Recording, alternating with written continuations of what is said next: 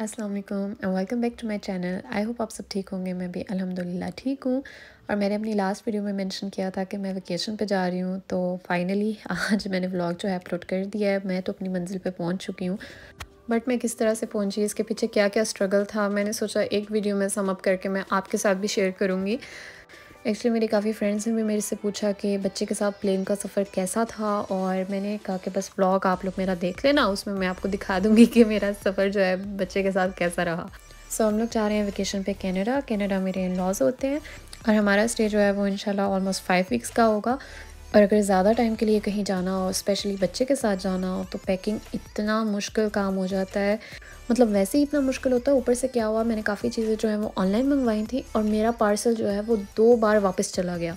और ऐसा मेरे साथ पहले कभी भी नहीं हुआ, और उसमें थी भी काफ़ी इंपॉर्टेंट चीज़ें। तो मुझे पता था कि जब बंदा वैसे ही कोई ज़रूरी चीज़ लेने निकले ना बाहर, तो शॉप पे वो कभी भी नहीं मिलती। तो इस वजह से जितनी बार पार्सल जो है वो वापस किया, मैं उतनी बार दोबारा से ऑर्डर जो है वो प्लेस किया है। और मेरा पार्सल जो है वो 2 हिस्सों में डिवाइडेड था। एक जो है वो फ़्लाइट से 1 दिन पहले आया, वो भी शाम को। पूरा दिन मैंने इंतज़ार किया, शाम को आया। फिर मैंने जाके सारी पैकिंग जो है वो कंप्लीट की, गिफ्ट्स वगैरह सबके रेडी किए। और जो दूसरा पार्सल है वो जिस दिन हमारी फ़्लाइट थी उस दिन सुबह-सुबह शुक्र है पहुंच गया। तो मैंने जल्दी से चीज़ें जो हैं वो बैग में डाल दी। अच्छा, एक तो ये पार्सल वाला स्ट्रगल था मेरा, जिसकी वजह से मेरी पैकिंग जो है वो बिल्कुल लास्ट मिनट में हुई। और दूसरा इशू ये था कि जिस दिन हमने जाना था, एक दिन पहले मेरे इतने काम थे, और उसी दिन इज़्ना ने ना तो अपनी नैप ली है। मतलब पूरा दिन जो है वो ऐसे ही उसका मूड भी काफ़ी ऑफ रहा है, क्योंकि ऑब्वियसली नैप भी नहीं लिया। ऊपर से रात को भी इतना मुश्किल से वो सोई। आई थिंक 11 बज गए थे, तो फिर मैंने उसे सुलाने की कोशिश की। ऊपर से मैं ख़ुद भी इतनी थक गई थी, मेरा दिल कर रहा था बस मैं भी सो जाऊँ। लेकिन मैंने उसे सुला के दोबारा उठ के बाकी जो मेरी पैकिंग रहती थी वो कंप्लीट करनी थी। खैर इज़्ना अब इतना लेट सोई थी, तो मुझे था कि सुबह जो है वो थोड़ा-सा लेट उठेगी, क्योंकि हमारी फ़्लाइट जो है वो शाम के 5 बजे थी। तो मैंने कहा सुबह उठ के भी मैंने काफ़ी काम करने हैं। लेकिन इज़्ना को फ़ौरन से पता चल गया जब मैं उठी, तो वो भी मेरे साथ ही उठ गई। तो बस तभी मुझे आइडिया हो गया था कि फ़्लाइट के दौरान जो है बहुत डिफ़िकल्टीज़ होनी है मुझे इज़्ना के साथ। यहाँ पे हम लोग एयरपोर्ट पहुंच चुके हैं, और जहाँ-जहाँ हमें खड़ा होना पड़ता था, क्यू में खड़ा होना पड़ता था, वहाँ पे इज़्ना फिर शुरू हो जाती थी। उसे था कि मुझे बाहर निकालो, मैंने इसमें अपनी क्या कहते हैं स्ट्रॉलर में मैंने नहीं बैठना।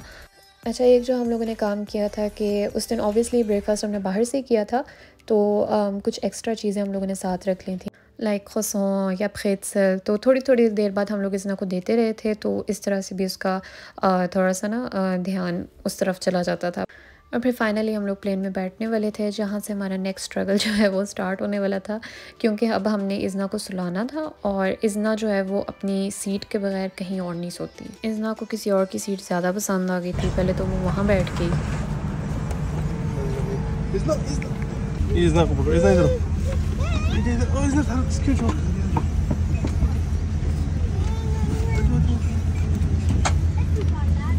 हमें कहा गया था हमारे पास विंडो है, क्योंकि यहाँ है आज मैं नहीं बहुत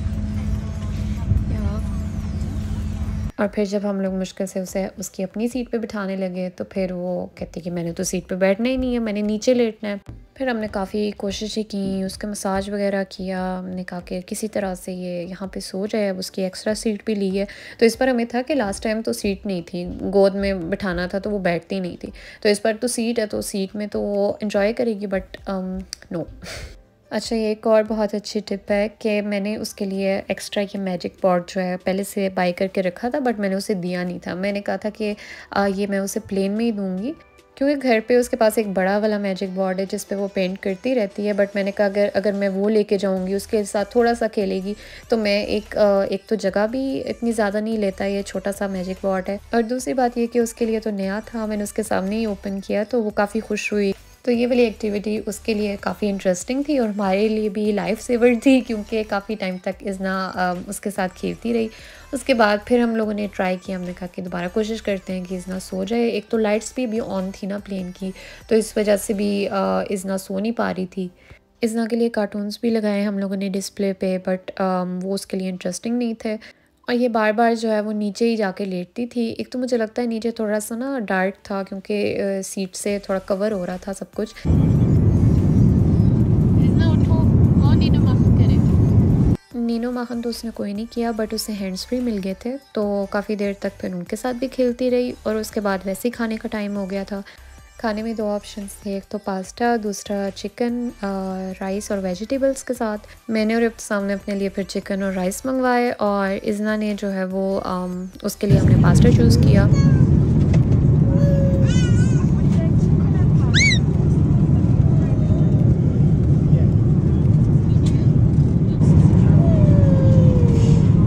mit diesem Boot heiße. Boot heiße.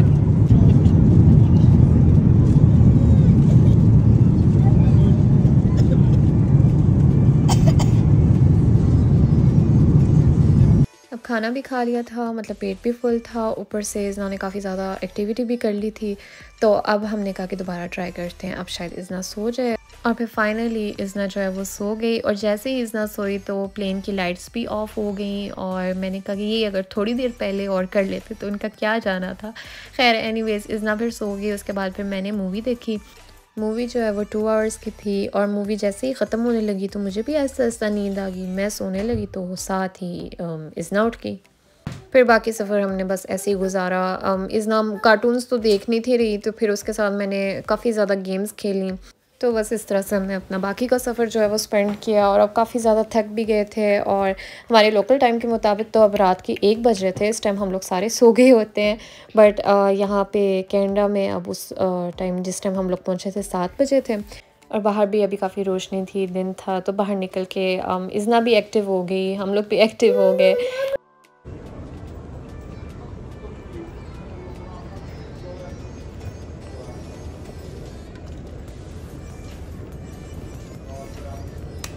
Airport पे हमें रिसीव करने आए थे इब्तिसाम की खाला, साथ इज़ना की सायरा फूफो थी, और दूसरी कार में इज़ना के दादा अबू थे।